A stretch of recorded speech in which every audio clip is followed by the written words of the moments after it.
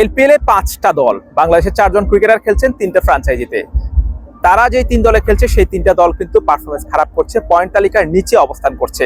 অর্থাৎ এই 3 দলে যে খারাপ ক্রিকেটার আছে এমন না, এই 3 দলে ভালো ক্রিকেটার আছে, কিন্তু তারপরেও আসলে তাদের আসলে ভাগ্য সহায় হচ্ছে না, ভালো খেলতে পারছে না। ঠিক তাদের দল যেমন খারাপ করছে তেমনি খারাপ করছে মোস্তাফিজুর রহমান, তাওহিদ হৃদয়, শরীফুল ইসলাম এবং তাসকিন আহমেদ। আজকের কথাই বলি, ক্যান্ডি ফ্যালকনসের হয়ে শরীফুল ইসলাম মাত্র 2 ওভার করেছে, রান দিয়েছেন 30-এর মতো, কোনো উইকেট তো পানেনি, উল্টা তাকে 4 ওভার করানোর মতো সুযোগ হয়নি। ম্যাচ শুরুর আগে শরীফুল ইসলামের সঙ্গে আবার কথা হচ্ছিল, তিনি তখন বলছিলেন যে আজকের ম্যাচটা তাকে ভালো করতেই হবে, তিনি ভালো করতে চান। এর অবশ্য একটা কারণ আছে, সেটা হচ্ছে ডাম্বুলার এই স্পোর্টিং উইকেটে বাংলাদেশের বোলাররা ভালো করার খুব সুযোগ কম বা ভালো করতে পারেননি। কিন্তু কলম্বোর যে উইকেট, কলম্বোর যে কন্ডিশন, সেখানে কিন্তু বাংলাদেশি ক্রিকেটারদের ভালো করার সুযোগ রয়েছে। তাই আজকের ম্যাচটা যদি খারাপ করে তাহলে পরবর্তী ম্যাচে শরীফুল ইসলাম মূল একাদশ থেকে বাদ পড়বেন, কলম্বোর কন্ডিশনে খেলার সুযোগ পাবেন না। আর আজকে যদি তিনি ভালো করতে পারতেন তাহলে কিন্তু পরবর্তী ম্যাচটা একদম কনফার্ম ছিল, তাকে বাদ দিত না, তাকে নিত। এবং সেই কন্ডিশনে এখানে যতটা ভালো করছে কলম্বোতে আরো বেশি ভালো করতে পারতো। এই জন্য খেলার আগে শরীফুল ইসলাম বলছিলেন যে আজকের ম্যাচটা তাকে ভালো করতেই হবে, কিন্তু শরীফুল ইসলাম পারেননি, তিনি ব্যর্থ হয়েছেন। ভালো এমন না যে ভালো করার চেষ্টা করেননি, চেষ্টা করেছেন, হয়তো ভাগ্য সহায় হয়নি। এর আগের ম্যাচে তাসকিন আহমেদ 38 রান দিয়ে 1 উইকেট পেয়েছেন এবং তিনি বোলিং যত ভালো করেছেন, এর আগের ম্যাচে ব্যাটিংটা তার চেয়ে ভালো করেছেন। 15 রানে একটা দারুণ ক্যামিও ইনিংস খেলেছেন, কিন্তু তারপরে তার দল জিততে পারেনি। যেটা বলছিলাম যে এলপিএল এর পয়েন্ট তালিকার একদম শেষের নিচের 3টা দল হচ্ছে ক্যান্ডি ফ্যালকনস, কলম্বো স্ট্রাইকার্স এবং মুস্তাফিজুর রহমানদের দল ডাম্বুলা সিক্সার্স। আর বাকি যে 2টা দল ভালো করছে সেই 2 দলে বাংলাদেশি ক্রিকেটার নেই, জাফনা কিংস এবং গল মার্বেলস। তো সেই ক্ষেত্রে আসলে ক্যান্ডি ফ্যালকনসে ভালো ভালো ক্রিকেটার রয়েছেন, কিন্তু তারপরে আসলে কেন জানি আসলে জেতা হচ্ছে না। তাদের আসলে ব্যাটিং ইউনিটটা একটু বেশি দুর্বল মনে হচ্ছে আমার কাছে।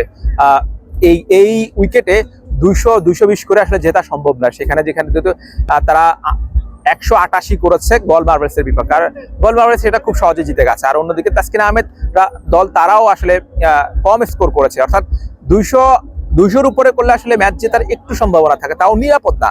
কিন্তু সেই জায়গায় যখন 180 করে তাহলে আসলে ম্যাচ জেতাটা আসলে এখানে ইম্পসিবল। কোন দল এলপিএল এ চ্যাম্পিয়ন হবে, রানার্স হবে, কি হবে না হবে, সেটার চেয়ে বাংলাদেশি দর্শকদের কাছে গুরুত্বপূর্ণ হচ্ছে যে আসলে বাংলাদেশের পেসাররা, বাংলাদেশের ক্রিকেটাররা কেমন খেলছেন। সেই জায়গা থেকে বাংলাদেশের দর্শকরা হতাশ, কারণ বাংলাদেশের ক্রিকেটাররা ভালো খেলতে পারছে না। যদি এই টুর্নামেন্টে 4জন ক্রিকেটার সুযোগ পেয়েছে, 4 জনের মধ্যে যদি 3 জনও ভালো খেলতো বা তারা যদি এভারেজ ভালো পারফর্ম করতে পারতো, তাহলে কিন্তু আগামী আসরে এখান থেকে বাংলাদেশ থেকে আরো বেশি ক্রিকেটার তারা আসলে নিত। 4 জনের জায়গায় সেই সংখ্যাটা বেড়ে 6 হতে পারতো। কিন্তু এই 4 জন যদি ব্যর্থ হয়, এই 4 জন যদি ভালো পারফর্ম করতে না পারে, আগামী আসরে কিন্তু একজনও হয়তো এলপিএল এর ডাক না পেতে পারে। এজন্য আসলে শরীফুল, তাসকিন, মুস্তাফিজদের পারফরমেন্স করাটা খুব বেশি গুরুত্বপূর্ণ। আশা করছি যে কলম্বোর যে কন্ডিশন, সেই কন্ডিশনে তাদের অনুকূলে থাকবে এবং বিশ্বকাপে তারা যেমন পারফরমেন্স করেছে, যে ভয়ঙ্কর রূপ ধারণ করেছে বাংলাদেশের পেসাররা, সেই রূপটা দেখা দিবে কলম্বোতে এলপিএল এর পর্বে। এমনটা আসলে প্রত্যাশা করাই যায়, যেহেতু সেখানকার উইকেট আর এখানকার উইকেট অনেক বেশি পার্থক্য। এখানে আসলে পুরোপুরি স্পোর্টিং উইকেট, ব্যাটিং বান্ধব, এখানে বোলারদের আসলে কিছুই করার থাকে না, মূলত ব্যাটারাই আসলে ম্যাচ ঘুরিয়ে দেন এবং ব্যাটারাই ম্যাচ জেতাচ্ছেন।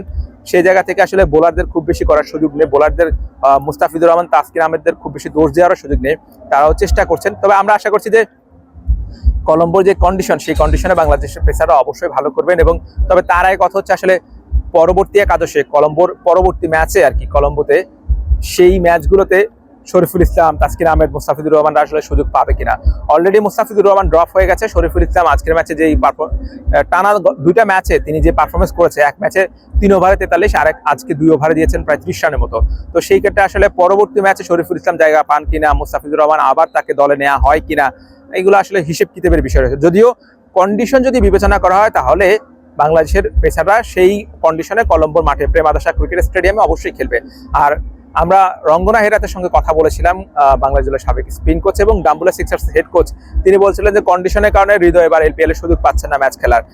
কলম্বোতে হয়তো তাকে বিবেচনা করা হতে পারে, কলম্বোর দলীয় পরিকল্পনায় কলম্বোতে হয়তো তিনি জায়গা পাবেন। তো আমরা আশা রাখছি যে হৃদয় সেখানে সুযোগ পাবেন, যেহেতু হৃদয় আসলে এলপিএল এ ফ্র্যাঞ্চাইজি টুর্নামেন্ট শুরু করেছিলেন এলপিএল দিয়ে, এবং এলপিএল এর প্রথম আসরে তিনি দারুণ খেলেছিলেন জাফনা কিংসের হয়ে।